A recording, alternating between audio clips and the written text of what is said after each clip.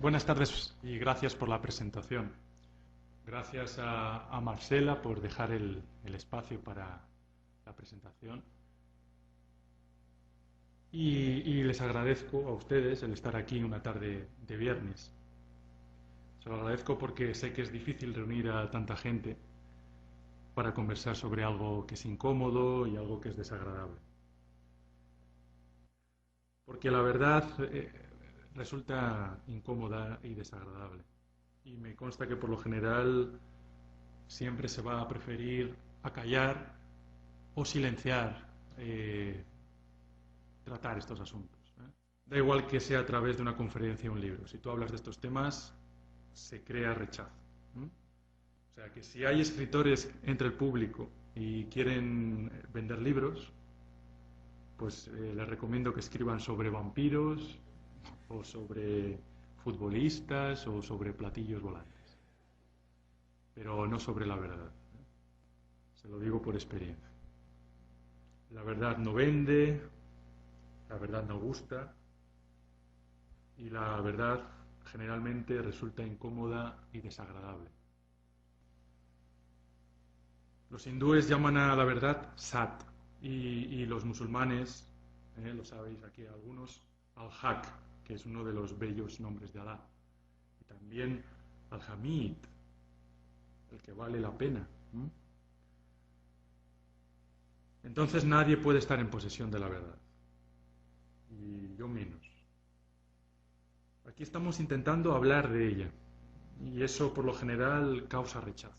Eso me consta. Entonces por eso les agradezco su presencia y valoro mucho su valentía.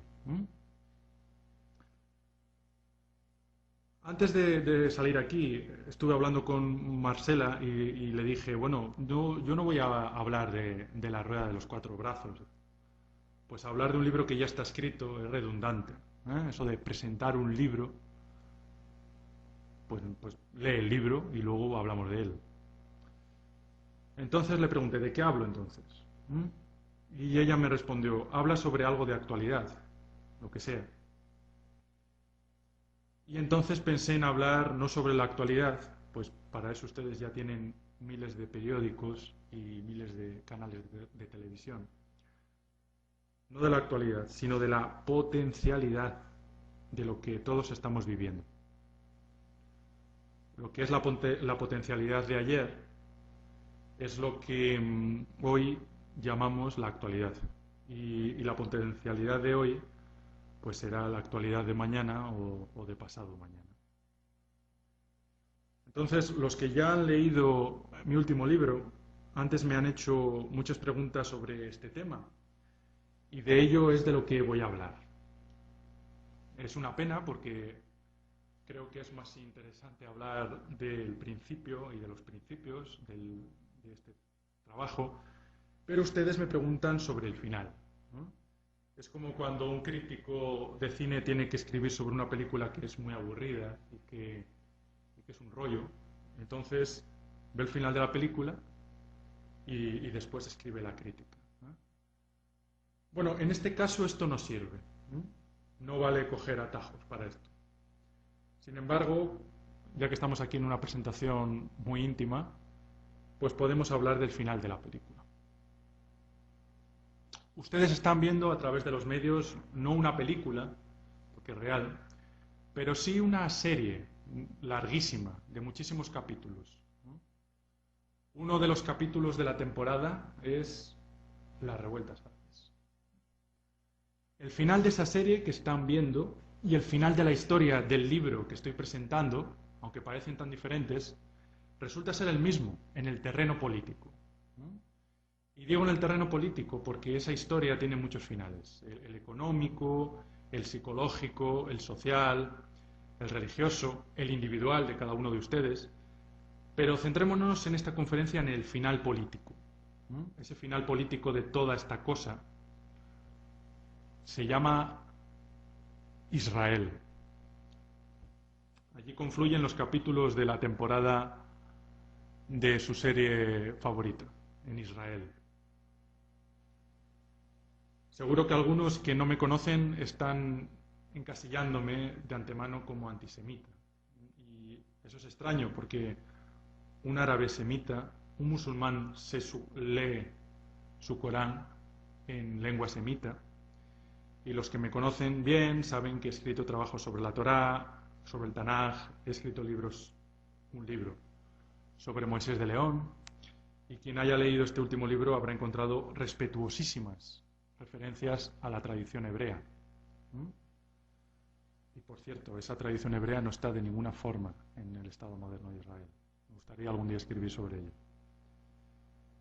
Y ese es el punto de partida de esta charla.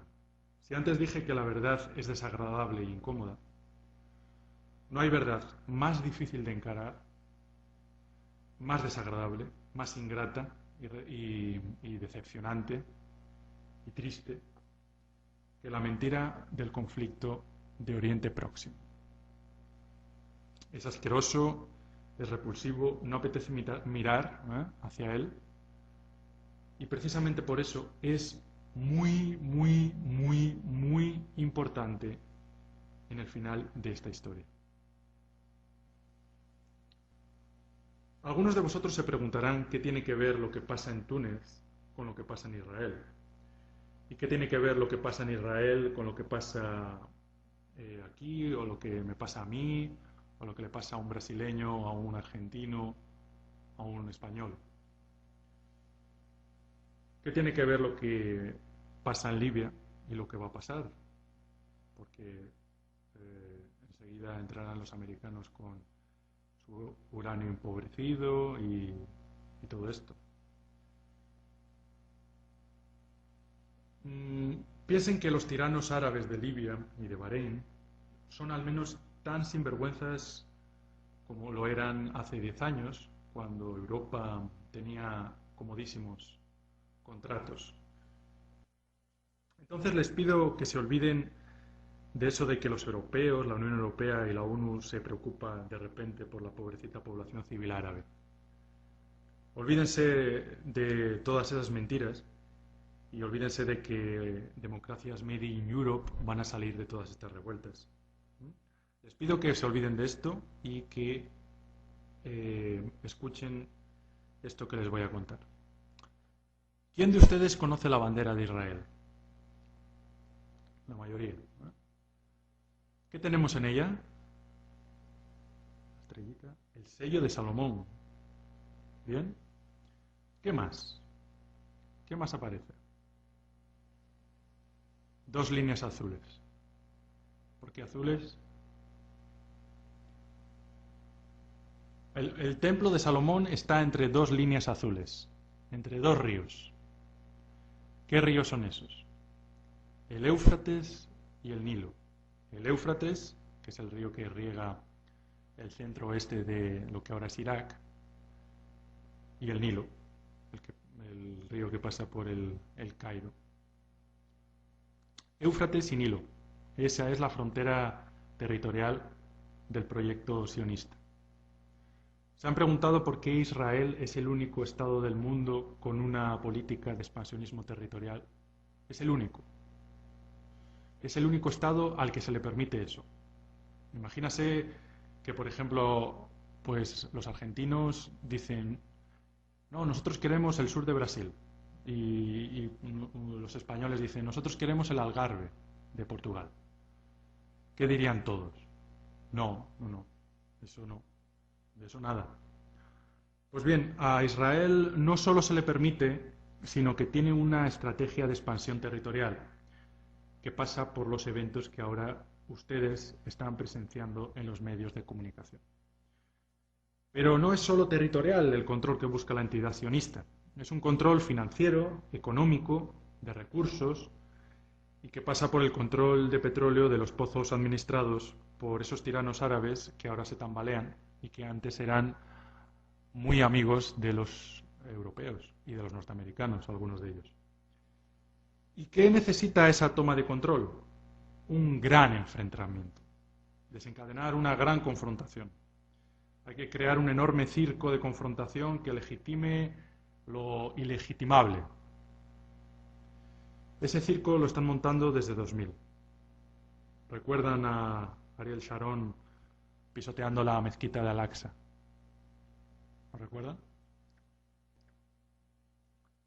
Pongo unos deberes para casa.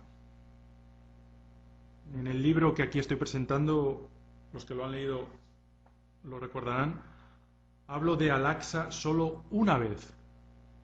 Y no es hablando ni de sionistas, ni de Sharon, ni de Netanyahu. Siglo XII de la era cristiana. ¿Es importante Al-Aqsa y su demolición en esta historia? Extremadamente. Extremadamente. Pero no vamos a hablar de la actualidad de mañana. Las revueltas árabes. ¿Van a salir democracias de las revueltas en Túnez, en Marruecos, ahora en Libia? No. Saldrán democracias en la medida en la que sean adecuadas para ese gran enfrentamiento del que estoy hablando. Para liar ese enfrentamiento se necesitan enfrentar dos bandos, aunque sean hermanos, aunque todos desciendan de Sem. ¿Cuáles son los dos bandos? Musulmanes y judíos, dice alguien. No, porque créanme que, por ejemplo, en Indonesia no se van a involucrar en esta historia. Árabes e israelíes se van acercando, pero tampoco. Existen árabes e israelíes y, aunque no lo crean, existen árabes en el Mossad y existen contratos importantes entre saudíes y norteamericanos, cubaitíes, cataríes, con británicos. Entonces, no son ni los árabes ni los musulmanes los protagonistas de esta historia. Adivinen, se trata de crear dos bandos desiguales que den pie a una contienda absurda, en la que todo el mundo tome partido, aunque solo sea